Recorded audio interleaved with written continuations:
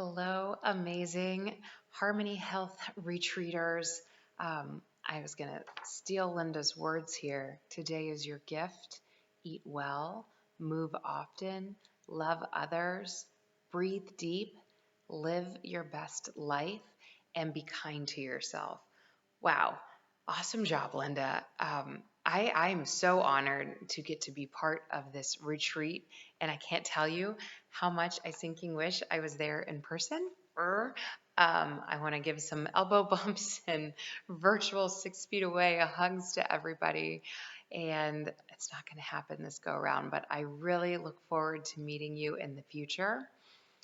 And today, if I was in person with you, I would normally be giving you a little bit of background on myself personally, and then we can dig in professionally and get to our topic at hand.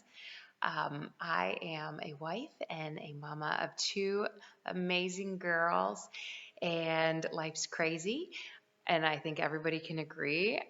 And we all have our own crazy going on right now. We've got Oh man, between it's just daily change. I feel like that's the crazy part to me is that I don't know what I'm going to get from day in and day out. And the second that we start to build this little bit of a routine, whoop, life changes. And even before COVID hit, my family, I've lived in Ohio my entire life, and my husband's job brought us to Fayetteville, Arkansas, which is really fun. So we came here December 26th. We just picked up and moved right after Christmas, threw our tree on the curb and hit the road, which was crazy for a family adventure. And within months, within 2 months, 3 months, COVID happened and we got quarantined. And I feel like the funny thing is everybody asks, how are you doing? I can't believe all of this has hit and you've moved. And I keep saying, you know what? Arkansas is actually a fantastic place to quarantine. We've had so many fun adventures and it's been okay. So I hope you're doing okay. I always hesitate to say it's been good or it's been. I know that everybody has their hardships through different things, and so my prayer is that even if things have been hard, that there's some silver linings that are going to come out of this for everybody. Um, so professionally, I am a dietitian. I am a private trainer and a health coach. I've deemed myself an accountability coach, which I will talk to you about. And I'm also an author. I got my first book out there 2017. Oh my goodness, that was a while ago. So when I first came out of college, I was just a dietitian and I kind of went two different directions. One of my directions was consulting, and I was in an athletic club, which was really fun because I got to dabble, and that's where my personal training came in. That I had somebody say, if you're going to be here, get your personal training license, and then in between nutrition consults, you can train. And I ended up almost loving the training more than the dietetics piece of it. So that was huge. That was like a huge built in on career for me. And then the other side, where I spent over the last 10 years before I went out and did my own thing, was a surgical weight loss center. And I was an outpatient consulting dietitian. And so between both of these total extremes of where I was professionally, there was one common denominator, and it didn't matter who I was talking to. Everybody had their own journey. Everybody has their own needs, and everybody's path to their wins, to their success looks different. And I just need you to hear me loud and clear on that one, because part of what we're talking about today is kind of that don't worry about what other people are doing or what their successes look like. We've got to really stay self-focused and to also not have guilt on what our needs are, because our needs and what we need to pull in might look completely different and work completely different for us than for somebody else. And so we'll really hone in on that today. But um, I just fell in love with hearing individuals' stories, with the hardships, which I'm not, that sounds wrong to say fell in love with that aspect, but just really getting to know that person, to get to sit across the table or be out on the training floor with someone and hear, wow, been that person's life story, and it's led to this part and where they are within their health. And I'm a bleeding heart on all these aspects of where injuries have come from and where any pain is, and emotionally that anxiety, depression, where weight has crept up, or where it's the other direction and we're trying to boost weight back up again. I've seen it all, and I just feel like I want to help. And there is a common denominator. Again, there was common stories that were continuing to happen within both crossovers between the fitness floor all the way crossed over into, the surgical weight loss center. And I, at one point, thought, I can't lose all of these stories and all of this insight and this person who is spilling their heart to me, and they feel alone in this process. And I just had the same conversation with the person before them. So they're not alone. And I think that's like the beautiful thing through all of this is we're not alone. Whenever we even think like I'm the only one who does that, or I'm the only one that feels this way, I promise you, you're not.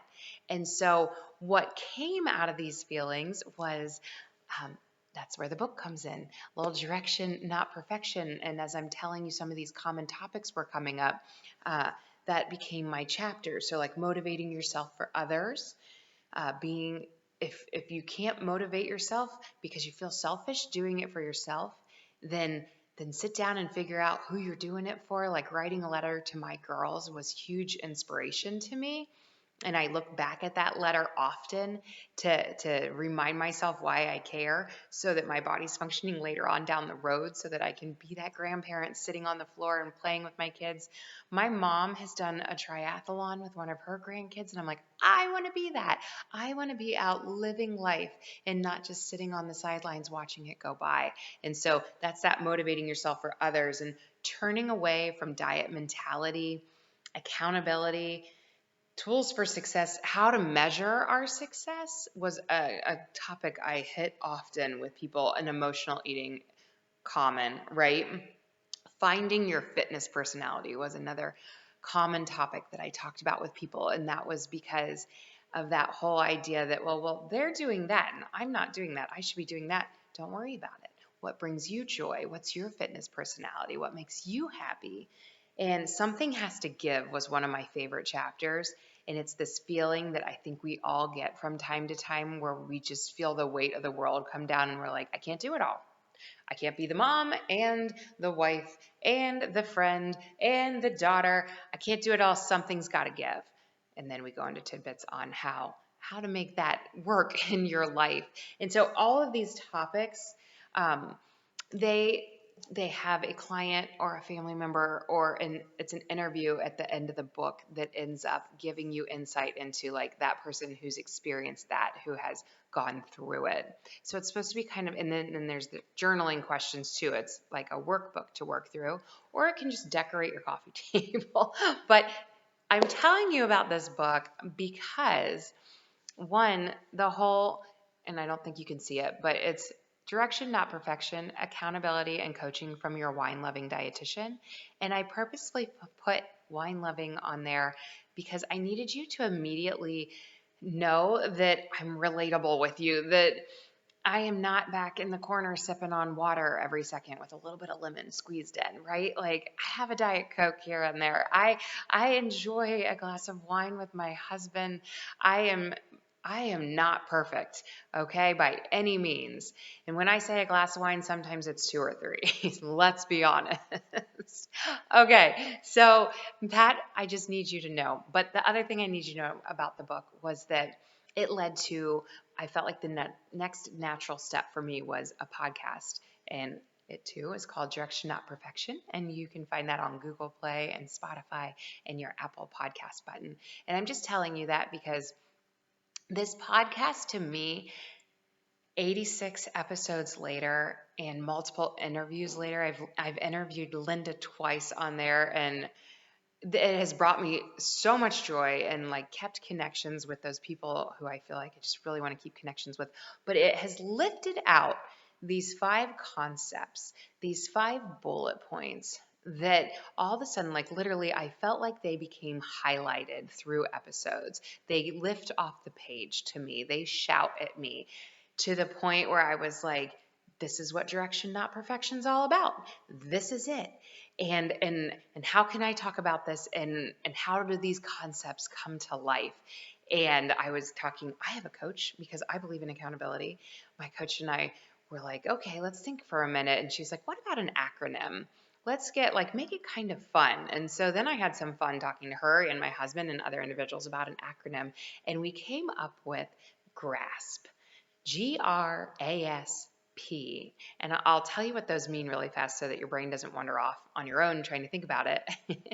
The G is garbage in, garbage out. The R is rewrite the rules.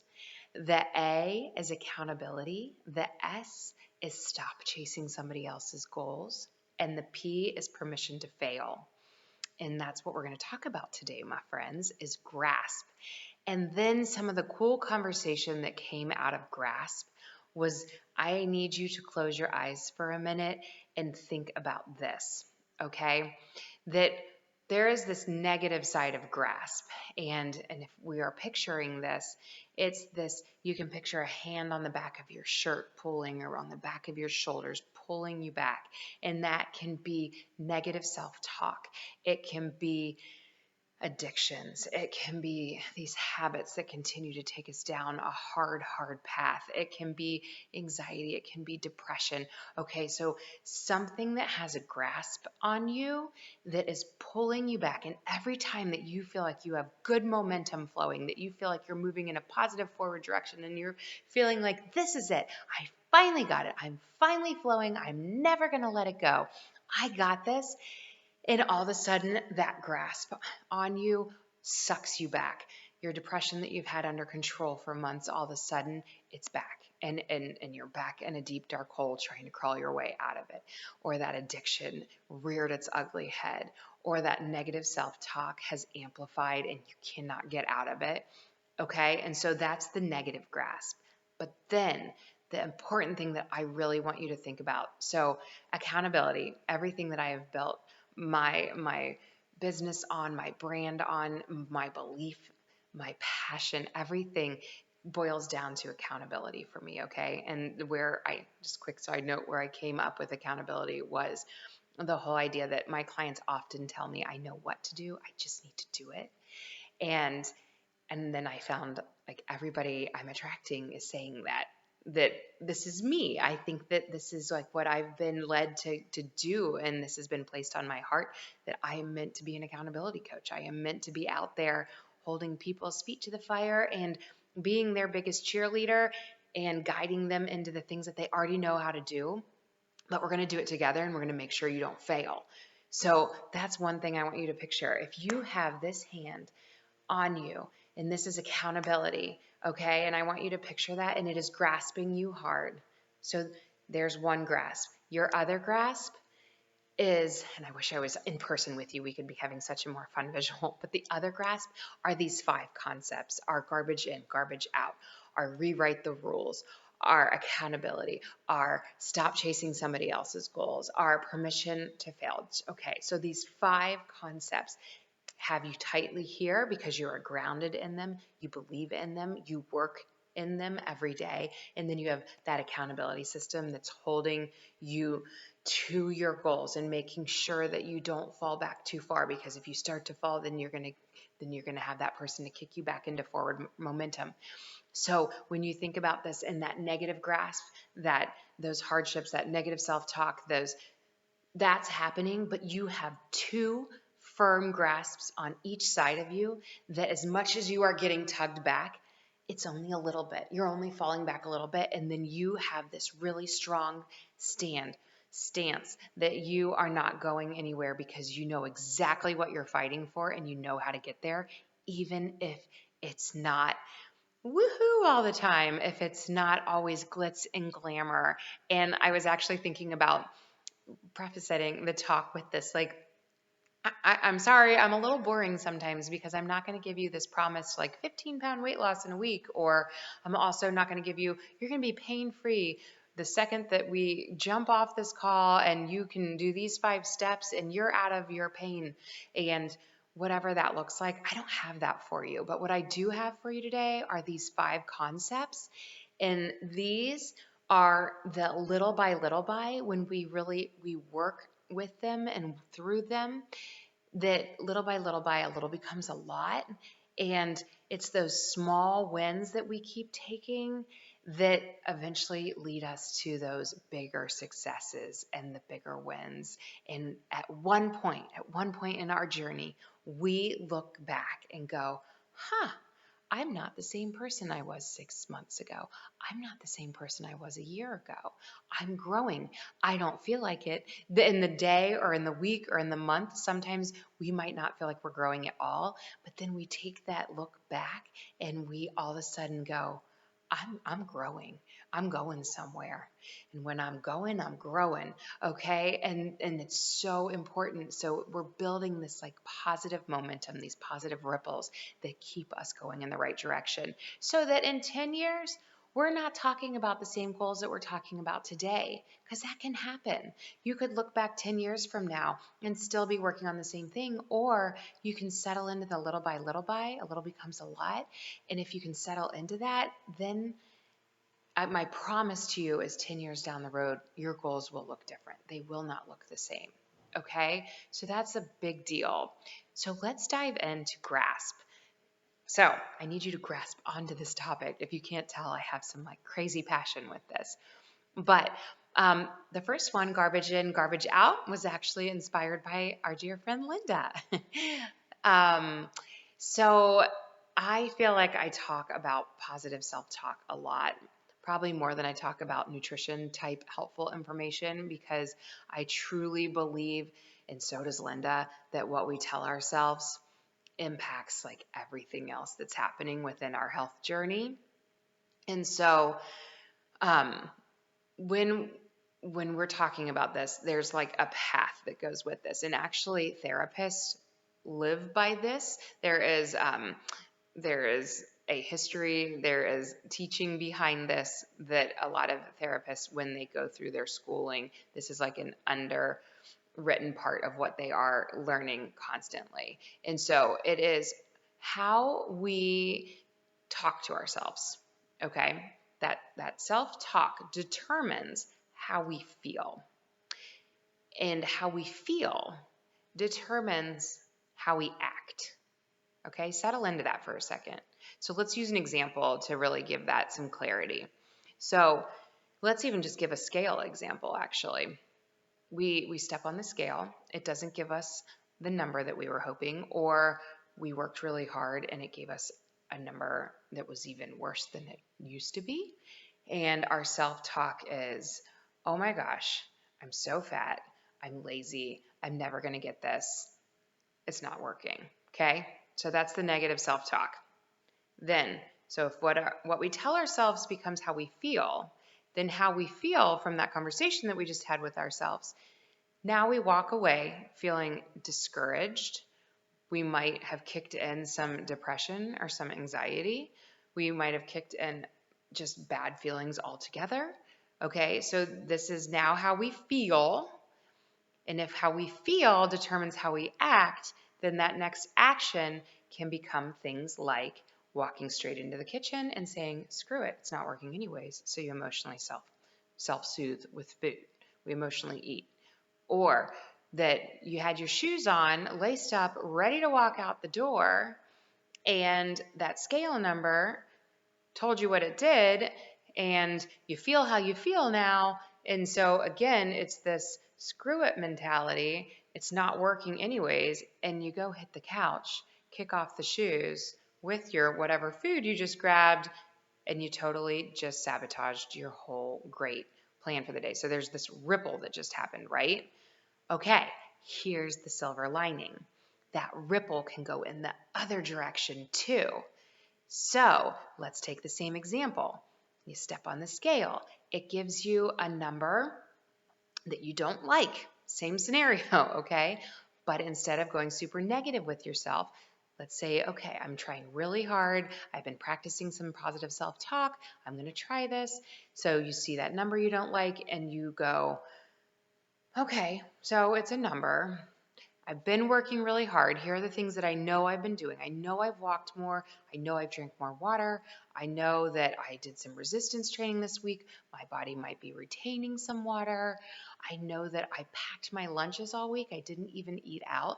So my wise mind tells me that I should be doing okay, even though that scale, my emotional mind's telling me different. So I'm going to just say, hang in there to myself. I'm going to say, you got this. Step off the scale. And since I talked more positively to myself, now I'm going to step off in my feelings. My feelings might be not like woohoo, but they might be a little muted or like in kind of maintenance mode. And so your feelings might just be like, okay, we'll just stay on this. And those feelings might start into the next ripple again of how we feel is how we act. And since we're okay with it, then our shoes are already on. I might as well go take that walk, and maybe whatever negative feelings that scale did leave me, that walk is going to help me push past it. I'm going to plug in some Direction Not Perfection podcast in my ears. I'm going to go for a walk, and I'm going to come back a whole new person. Ripple, ripple, ripple. Can you see it? Can you feel it? Okay, so that's how that garbage in, garbage out works.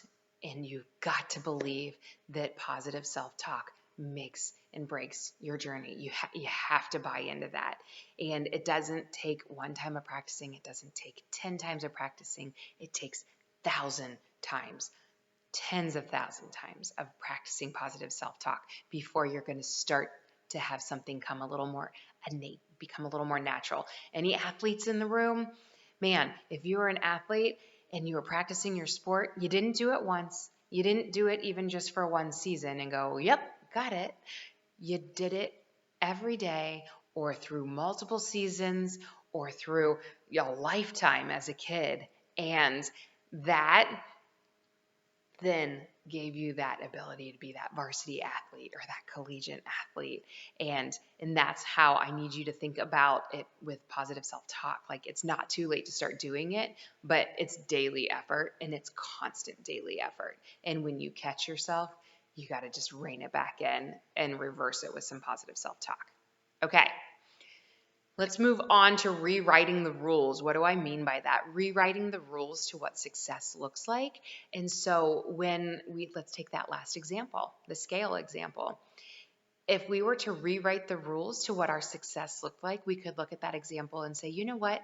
I might be putting a little too much emphasis on the scale. Yes, it's a component of my journey, but it is not the end all be all of my journey, which part of this is like we just need to redefine our why. Why do I care? Why do I want to make sure that these health habits are happening? And again, everyone's whys looks different. If you've ever heard ask why until you cry, that's real, right? Like the asking why till you cry is that you want to walk your daughter down the aisle, or you want to be sitting on the floor with your grandbabies, or you want to be part of somebody's life and in a way and show up in a way that you can because your health is how it is. And so the why is so important to then understand what the success factors look like. So for instance, if your ultimate goal is to get out of some knee pain or hip pain, or maybe you're trying to avoid a replacement of a joint, then the success factors, yes, we might need to lose some weight, but we also might be needing to do some physical therapy, and we also might be needing to do some gentle like yoga exercises, you name it. But the success factors there are, did I accomplish these goals in the week? And if those boxes get checked, then we're scooting along. Okay. And so even if the main goal is weight loss, that doesn't mean that your scale is your only yes or no that you're succeeding. You could be getting stronger. You can be getting faster. There are different ways to view health that are not all wrapped around that scale. And it's just really important to understand that gets to be a piece of the puzzle, but it doesn't get to be the whole puzzle. So I highly recommend you clearly defining other ways that you can define your own success. Okay, so rewrite your own rules to what your success looks like. Accountability. All right, I have to pull this because I want to read a little definition to you. But if I can find it. There we go. Okay, accountability. Wikipedia describes it as this: underpinning as a solid foundation laid below ground level to support or strengthen a building or a structure. So let's pretend we're the structure, okay?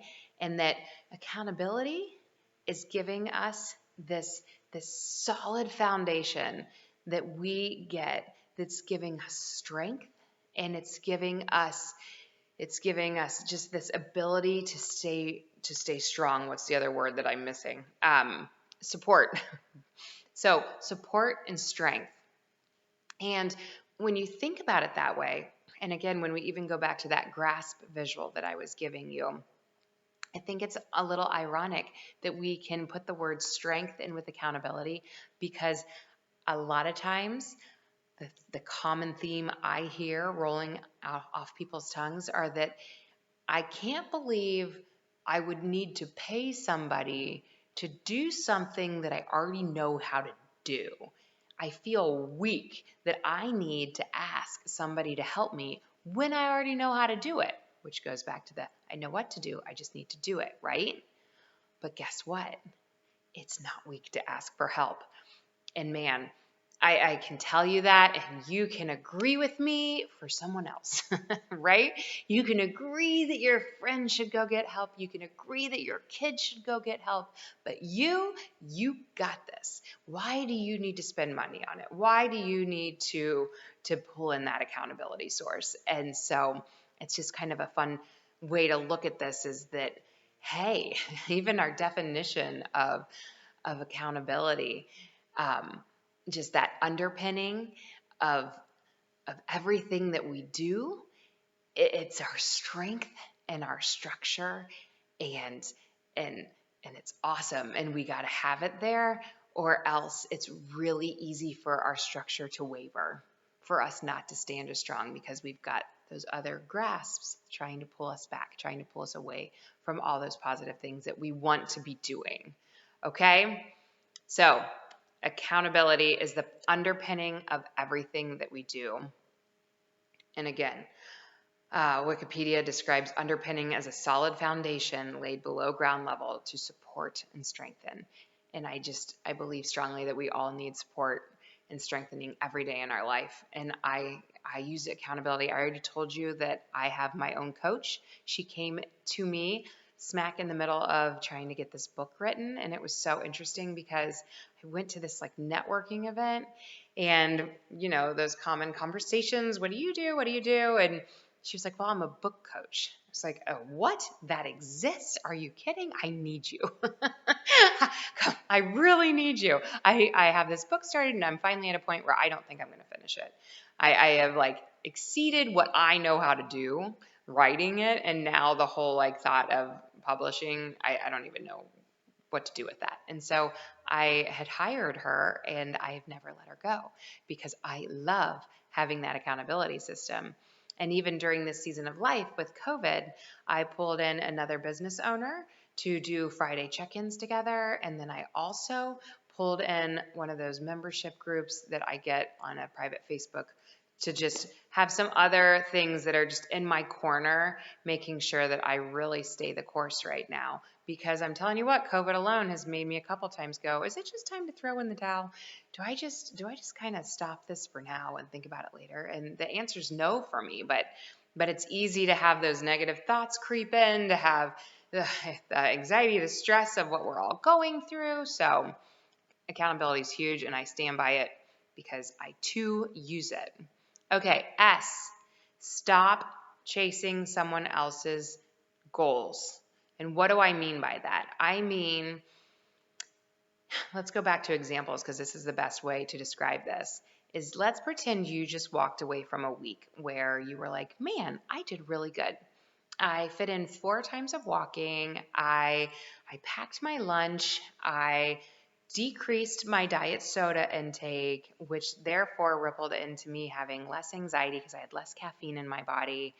And I feel pretty good about that. And then in walks a neighbor, okay? And you two are casually talking, and they're like, whew, I feel exhausted. I have been training for this marathon, and I tell you what, we are in this crazy time. I'm running 5 miles 3 times a week, plus I have a 15-miler scheduled for this weekend. And let me tell you about the eating regimen. We are going lean and green. We are doing pretty much lean protein and veggies. And before training is the only time I'm fitting in some really good whole grain carbs and blah, blah, blah, blah, blah, blah, blah, blah, blah. Okay, you walk away from this conversation with this neighbor defeated. Because why? Because you let your eyes drift off your own paper, your own successes, and you put up your eyeballs on somebody else's paper, what their successes are, and now your perspective has changed. What you used to think looked like a win doesn't, because you're using their perspective of what a win looks like, and you can't measure up, and therefore you're defeated. And is it enough to just make you not even want to try the next week? I don't know. When does that hit? Is that a barrier? Is that a fall off for some people? And my answer is yes. I have seen it so many times that somebody has awesome, awesome, awesome momentum going, and they drift off their own paper and look at somebody else's, and all of a sudden, all of that progress that they've done, they come to a screeching halt because they're not where somebody else is. They're not doing keto diet. They're not losing 15 pounds in 2 weeks. They're only losing 2. But it's working for them. But it's life attainable. But it's something that they can maintain and stay motivated within, but they let their eyeballs drift. Okay, so I cannot tell you how important it is to not chase somebody else's goals. Do your own. If you were walking none last week and now you're walking 3 times this week for 20 minutes, you rock. You're awesome. Keep it up. If you used to eat out 5 times a week and now you're down to 3 and doing a couple more dinners out of your own kitchen, fabulous. Like, judge yourself off of yourself and your own perspective of what success looks like. And my promise to you is you will feel so much better about those wins. Okay? And I'm not telling you don't strive. Don't work towards other goals. Do it, but just make sure that they really pertain to your needs and what looks right in your life. It's your own individualized journey. Okay, permission to fail is the P. Okay, that permission to fail or permission to not be perfect is huge. And what comes with that is the grace and acceptance for those times, a week, a season of life where all that good momentum for some reason does come to a screeching halt. And if you give yourself that permission, you just already expected that to happen, that there's this quicker jump back on. There's this, yeah, it happened for a week, but I'm back. I'm back at the gym. I'm back cooking in my kitchen. I'm back, whatever back looks like. It's the reset button got hit really fast when we give ourselves a lot of permission to fail. When we feel like we weren't perfect or we failed and there's no permission within that, then it a lot of times takes weeks, months, even years before we pull back enough motivation, enough momentum to get all that flowing again, because it felt like such a failure when those things didn't happen, that it was so defeating. And then it was just like, oh, I got to climb my way all the way back up.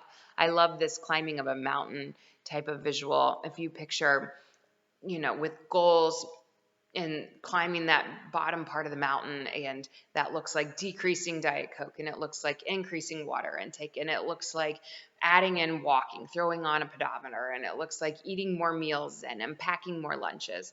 Okay, and then let's call it a barrier. A crazy week happens, and your barrier is a parent got sick and needs you, or your work got crazy stressful, or a kid needs you. They're out of school for the week, so you had to leave your job for a week and blah, blah, blah. Okay, so now The whole mountain falling off would look like you stopped everything. Okay? But what oftentimes happens when I'm interviewing clients is that they'll come in and say, it was awful. I failed. I didn't do anything. And then I ask and they're like, I didn't get in one workout. And I'm like, okay, but did you still keep your water intake up? Yeah, I still kept my water going. Did you have as many Diet Cokes as you had a couple weeks ago? No. Those are still only a couple. Did you still pack a couple lunches? Yeah. Okay. You didn't go from here to here. You went from here to here. And again, that's the concepts and the accountability where the other one was tugging you down. And so you only fell a little bit. And now when your week gets normal again, your kid goes back to school or your parents feeling better or your job gets a little less crazy, now you just plug back in what fell away. Now the walks are back. And maybe things are good enough for a while that you get to climb again, okay? But you're never going all the way back down. When the goals are attainable and when they're small enough, when you think little by little becomes a lot, that's when it's huge, okay? That's when we get to climb to the top of that mountain because our goals we set them in a way that we can succeed, that we can find the wins within them as long as we keep our eyes on our own paper, as long as we have an accountability source that's working with us, as long as we understand what our success looks like, that we write our own rules to success, and as long as we keep positive self-talk going so we don't throw ourselves under the bus and throw ourselves into a complete stop and standstill, right? Grasp. I need you to journal this week. Here come some of your takeaways.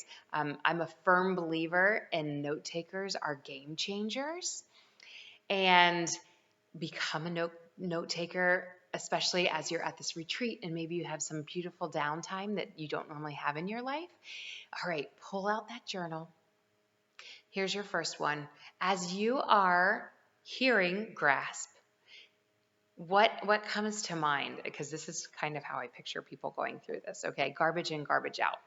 It sounds awesome to make sure that our kids talk positively to themselves. Man, it hurts my soul. It hurts my heart when I hear my daughter go, I stink at drawing, or I can't even make a shot. Like, I'm like, not yet, you can't, but you will. Like, where's that positive self-talk? Come on, you're fine. We'll get this. It really bothers. But then how easy is it to be like, that's all well and fine for them, but for me, you know what? Being hard on myself makes me strive more. I'm like, does it? I need you to think through that, okay? Rewriting the rules to what success looks like. And again, it always feels better for somebody else. Like that person, my husband needs to understand that he hit some glorious wins this week and he's not even giving himself credit for it. He went on a bike ride, but he didn't hit the time that he wanted to hit. And instead of saying, yes, I went on this awesome bike ride, he's frustrated with the time. Come on, dude, right? So we can see it in somebody else, but when it comes to us, we could be like, I'm a natural born athlete and I am competitive as all get out. So heck yeah, I'm going to compare myself to somebody else's success or what I think my success should look like. I'm always striving to be better, better, better. Here's what I have to tell you within this. Striving to be better, and this goes with our permission to fail or to not be perfect too. Excellence is a whole different topic than perfection. Hear that loud and clear. To strive for excellence is completely different than striving for perfection. Okay? Take note. Big difference. So as you are rewriting the rules to what your success looks like, please keep in mind that you can strive for excellence. Do it. I encourage it often, daily, but it's just taking the perfection out of the picture. When you think about accountability, that too feels good for somebody else. My mom should get a trainer. She would do so much better sticking with her workouts if she would get a trainer. But me, I know what to do. I've been working out my whole life. I just need to do it. And I don't know why I'm not. Maybe that trainer is that person that could actually help you stay accountable and do it. I was a personal trainer in the fitness club. And when I was there, I scheduled the other trainers on my schedule throughout the week. We did like some back and forth trading of services. and it was awesome. I totally knew what to do. I was doing it all day long, but I needed it on my schedule to make sure it happened for me, for this one, right? So accountability, I see it pop up everywhere in my life. The stop chasing somebody else's goals, you can see that as well as just, again, like you're going to be competitive, you're going to try to do what they're doing. Well, just make sure that yours, when you're journaling through this, if those are the feelings that come to mind, where could you maybe just make sure that your own goals are more clearly defined? And then the permission part, which we've hit a lot, but it's just so important to give yourself that grace and just know that the barriers will pop up. Expect them. The relapses will happen, but you know how to quickly get right back on track. Okay, so I need you to do that. I need you to pick one concept that you would like to start working on. So if any of those 5 concepts that we just talked about really stand out to you, maybe it is accountability, like I guess I've never used it and I should try it, then that would be something great to dive into. If the positive self-talk is not happening ever, then you know what? Start plugging positivity in your ears all the time. Again, podcasts are a great way to do that. You can do it through some direction, not perfection. You can do it through one of the people I listen to often. Her name's Trish Blackwell, and she has a podcast called The Confidence Podcast, and she's fabulous. So just kind of get in there and seek out what you are ultimately like, what do I want to work on? What could, if I really let myself open my mind, what could I work on? And then lastly, I want you to print off. Actually, you don't have to print it off. I think all you have to do is pull it out of your little goodie bag. Linda put this in there. It's a G.R.A.S.P handout.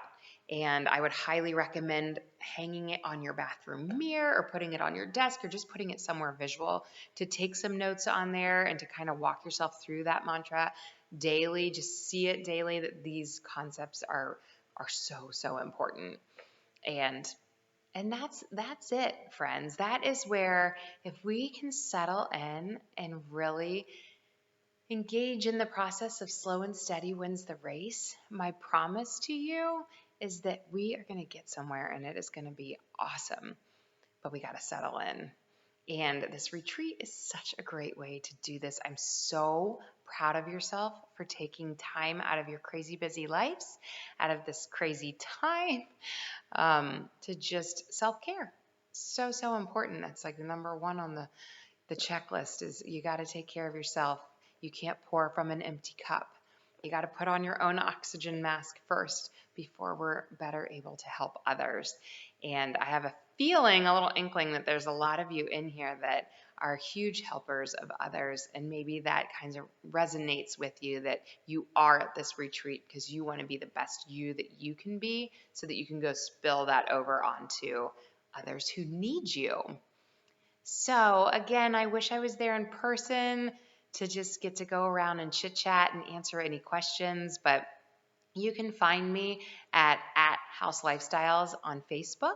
I do Monday afternoon at noon Eastern Standard Time. I do Facebook Live chats. It's kind of my reset day for all my followers that we get to reset and we get to move forward and start fresh on that Monday. And then my podcast released every Friday. So you get to bookend the week, a Monday get going and a Friday wrap it up really well. And then you can always reach out over Messenger on Facebook if you do have any follow-up questions for me. So I'm going to send you off with so much love and prayers for health and safety, and cheers to health and happiness.